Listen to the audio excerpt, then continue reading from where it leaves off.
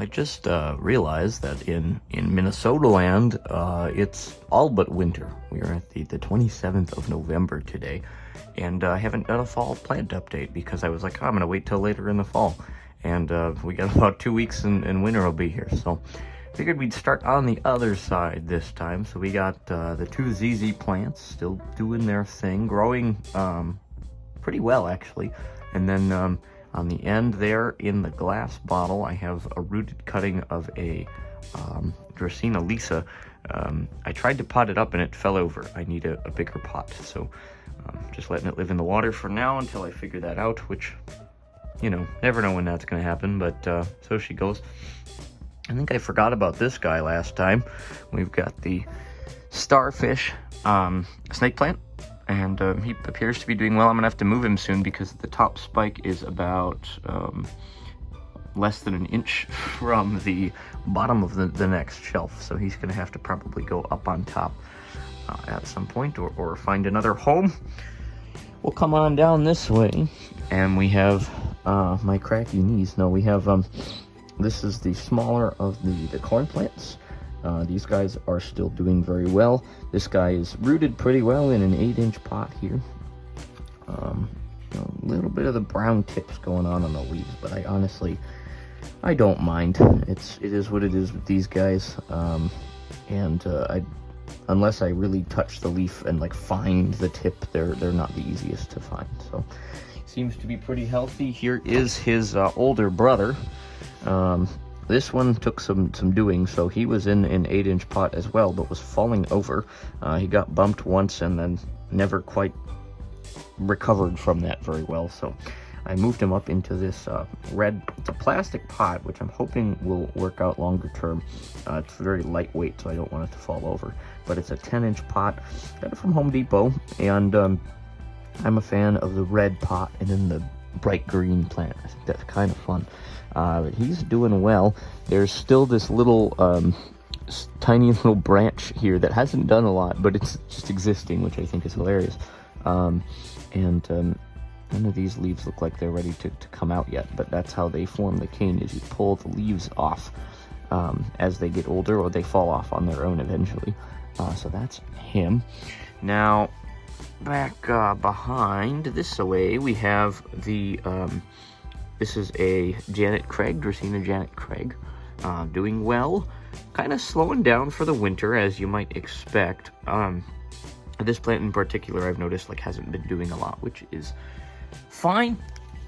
And then we have the Dracaena Lisa. Now this one has put out pretty good new branch up here, so that's good. I had to cut it back, and I think that was as of last video, but if not, then this is a lot of progress for this plant since the last time you've seen it. So that's Dracaena Lisa. We're gonna hop over here to my desk. And I did just flip my plants. It's plant flipping day. That's what happens on Sundays. So here's the aloe. Aloe is doing well, pretty big. I'm hoping maybe we'll get some pups at some point soon. Very much spilling out of the pot, which is a good thing. And then we'll move to the back here. We have the bird's nest, Sansevieria, and the pup. The pup is pretty big at this point. It's on the right hand side there, if you can see it. It's probably in the spring I will separate the two, but I'm content to leave them for now. The ponytail palm has actually been growing finally, not extraordinarily noticeably, but enough to be different than probably the last time you saw the ponytail palm. And then we scoot down. Here's a snake plant that has kind of taken off back in this corner. I'm planning on that being probably a mother plant at some point, but that's in a 6-inch pot, and will probably stay there for quite a while because they like to get pretty root bound. Next we have the starfish. This is the big starfish, and he's putting on all kinds of little arms and legs and whatnots. Taken over pretty well in this pot, and I'm happy that it's finally just kind of, it was very cleaned up, and it looked, you know, it had the 5 points like a star, and now it's really starting to, you know, become its own entity, which I'm very happy about. So then we have the biggest little snake plant. I don't know if you remember my last plant update. I'm gonna zoom the camera right on down this way. I mean, this thing is tall now, and he's got a few leaves and doing very well in a little 4-inch pot. And this is a little bracelet that one of my kids that I had at the childcare center last winter made me. It has my name on it, and so I kept it on this plant because she told me she wanted me to keep it, so I have kept it. All right, moving on, we're gonna come up here and look at a funny time, which is this here ZZ plant, which is currently in a tiny 4-inch plastic pot and being held up by 2 starbursts and a bottle cap. It was just small enough that it was kind of starting to fall over, and this was my idea for trying to keep it more straight up and down while it takes hold, because this was a cutting that was in water. And I had 3 of those. I have given 2 of them to a coworker of mine, and I'm rooting this one myself. So we'll move over here to one of the Dracaena marginatas, one of several of those that I have. This one is also growing over here. I think it's getting a little bit of light from the grow light. It's getting a little from the lamp. It's pretty happy. Not a fast grower, but a pretty consistent grower. You want to talk about a plant that has like taken off and just kind of gone nuts? Here it is. Here is the other, the big Dracaena marginata that I have.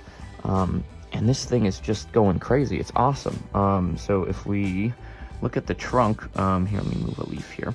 So the trunk on this thing has really gotten, I would say, 3 or 4 leaf nodes taller since the fall, or the summer rather, and is doing well. Kind of travel up the tree, and it's getting taller, putting out a lot of new leaves. So now comes the part where we see how good my camera skills are. We have a spider plant that is doing okay. I'm gonna put a couple jade leaves in there just to see if they'll root. If not, we'll throw them, but I figured that was worth a shot. Spider plant's doing all right. I wish it would take off. It's kind of, I don't know if it's just fiddly or going dormant for the winter or what. It's been a little bit slow, but it's doing okay, so I'm keeping it here. Now we're gonna drone fly through the plants up here, and I'm just gonna point and shoot here. So this is the agave plant that I got when I went to New Mexico, and unfortunately it had some heat damage in the car. We left it to go shopping for the day and burned it pretty severely, but the middle leaves up here are doing well, and eventually I will be able to cut those smaller leaves off that have been damaged and kind of start over. And I'm hoping that this one will eventually like produce some offsets and some pups, and I will be able to grow some agave plants. So he is doing well over here on the little table with the grow lights. And now we'll move on to probably my favorite part of the room, mostly because it's the best for the plants, that being the windowsill. So crawling up on my bed here so I don't fall over. First up we have this guy. This is the Dracaena, I think Limelight or Lemon Lime. I always forget which. But here is that one. Doing really well. I don't know if you've seen the previous plant update, previous plant updates, but it used to have this really curvy trunk, and it's starting to straighten out now.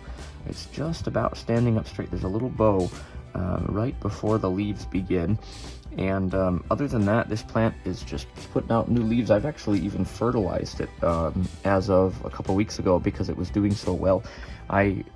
My general rule of thumb, based on research that I've done, says don't fertilize a plant unless it's actively showing like pretty vigorous signs of growth, and so that's kind of what I tend to do even in the fall. I don't know about the winter. I may back off completely from that, but that is the Dracaena Limelight. We're gonna pop on down here, and this is probably my favorite plant right now. This is a jade that is eventually, hopefully, going to be a big old jade tree, and has taken off since the last update. And so my goal is always going to be to keep about 3 leaf sets on top. So we have 2 new leaves that are just in their bump stage on the top right now, and there's these 2 are definitely new since the last update, and these 2 may actually be, I think it had 4, so these 4 leaves are new since the summer. But the goal is going to be eventually to kind of let this really get up, you know, pretty high, and then we'll cut it and let it branch and do its own thing. And I'm going to, not exactly bonsai because it's not that, you know, official, but I'm going to try to shape it into a tree and maybe even mess with wire, things like that. I don't know yet, but we'll move on. So this is another jade cutting. It's looking a wee small bit sad at the moment. It was connected to another jade that I will show you in a minute, and it just wasn't doing great, and so I separated them, and I potted this into a 4-inch container, and I potted the other one into a container as well. So we'll see what happens with this guy, if he's able to kind of pull through. He's got a couple leaves, but not much to work with in terms of actually gathering light. So that's that guy. And then here are a whole bunch of little tiny jade cuttings that are all doing all right. You can see that they have some little leaves. They're very, you know, young cuttings, and they're not growing very quickly, but they are growing, and they're growing pretty consistently. The one closest to me here has 3 sets of leaves, and the others, I believe, both have 2. So they're doing all right. I'm just going to kind of let them do their thing in a small pot together for now, and then eventually they will be individually potted, and we'll work with them from there. So here is the big jade plant that was in the pot I was talking about that got separated. And the reason I wanted to do that was because this one actually has the beginnings of some like branches and stuff. Doesn't have a lot of leaves, so we'll see if it decides it wants to make it or not. There was 2 leaves on the smaller branch here, and they started to shrivel, and so I pulled them. And we'll see if these couple leaves up on top are going to be enough, and then if it'll push out maybe some leaves from the smaller branch there. And last but not least, we always start with this guy. We're going to end with him today. This is the, what do you call him, panda plant, mother of thousands. And same as all the other times I've done an update. I don't really know what I'm doing with this guy, but especially now, I mean, look at how tall this guy is. He's growing pretty significantly. I've had leaves fall off, so they're kind of silly and leggy and weird and whatnot. Way over here, there actually is a pup that has occurred on its own, but I'm like scared to touch it until it's very well established. So that's kind of what's been going on. There's another one that has kind of started to put off some smaller leaves, but honestly, I don't touch it. I water it when it feels lightweight, and I leave it alone because I don't want to break nothing. There's your fall plant update. I will probably try to do winter sometime in late January, early February, and then, you know, because I try to get towards the middle to the end of the season so that plants have a time to change and begin to do what they're going to do for that individual time, I suppose. But thanks for checking this out. I hope you enjoy. If you have any questions about any specific plants or want me to make a video about how I care for any of the plants in my little collection here, let me know, and I would be happy to do that. So thanks for checking this out, and we'll see you soon for more content. Peace.